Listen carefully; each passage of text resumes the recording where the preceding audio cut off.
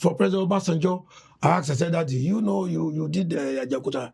The total project value was about $675 million from Russian Exim Bank.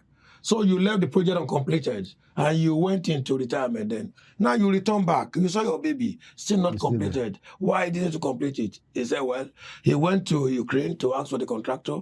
The contractor said, never. We are not going to do it again. The contractor was India. So he went to India to ask for the contractor. Okay. And they said, no, we will not go to that site anymore. We won't do. He said, I will give you CBN blank check so you can complete the project. He said, no, we are not going to do. So from there, he said he flew to Ukraine to look for another contractor. But we know these people doing still better things in international association. Right. So obviously, they told him, no, we have a blacklisted. That project is blacklisted on our list. We are not touching it anymore. So that's how Ajaokuta was there. Did you know why they blacklisted? Well, because of the way the ecosystem treated them when they were on site. So obviously, nobody will touch that anymore.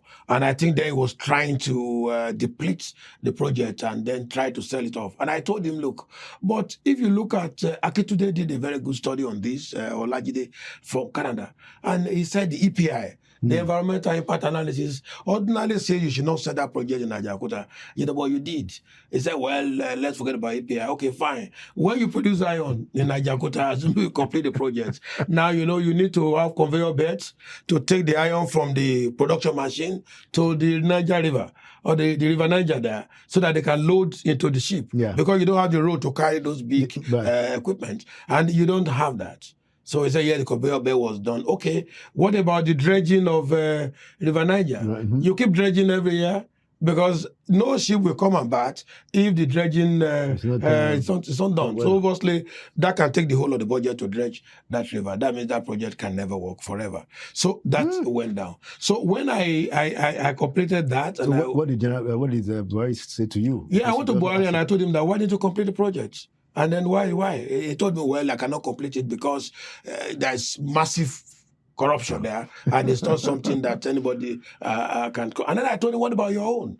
I also know that you took loan of $5 billion from Exim Bank in China.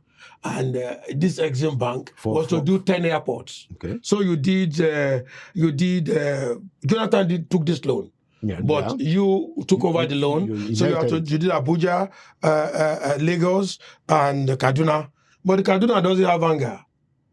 There's no anger. Why is it that you produce the project without anger? Because people that embark from the plane have to be taken by bus to the airport. So the plane is supposed to, stay with the anger there, and people embarking through the anger. And then he told me, Jonathan said, go and ask Buhari who commissioned the project.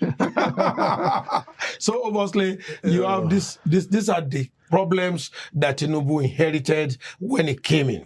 And you wanted him to solve all this problem in 3 years. He's just 3 years old in government, or he will be 3 years old. He's already 3 years old. So he's 3 years old, and you want him to resolve all this dilemma. It's difficult.